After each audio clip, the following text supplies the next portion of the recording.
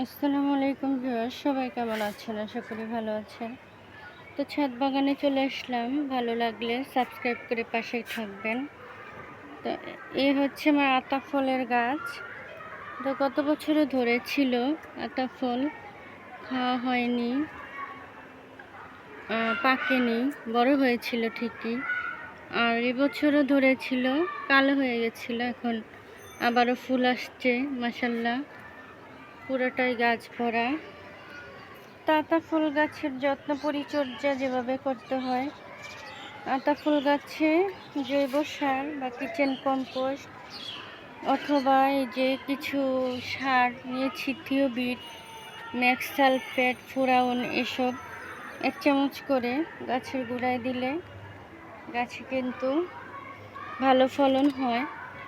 তো ফল গাছে সাধারণত ছাদ বাগানে, ছাদের গাছে শক্তি কম থাকে, সেজন্য একটু রাসায়নিক সার ব্যবহার করতে হয়। আমি খুব কমই ব্যবহার করি, জৈব সারই বেশি ব্যবহার করি। আর এই যে আমার লেবু গাছে একই পরিচর্যা করি। তো এখানে কিন্তু পুরাটাই গাছে অনেক লেবু পাতা ভিতরে ভিতরে, আর খেয়েছে অনেকগুলো। আর এদিকে আমার বেগুন গাছ, তো এইদিকে ধনেপাতা হচ্ছে। আর এদিকে নানা রকম ফুল ফল শাকসবজির গাছ। আর এদিকে আছে কামরাঙ্গা গাছ, নানা রকম শাকসবজির গাছ, ধুন্দুল সবজি, কচু শাক, পুঁই শাক, এইগুলো হচ্ছে লতি কচুর গাছ। বেগুন হয়েছে মাশাআল্লাহ।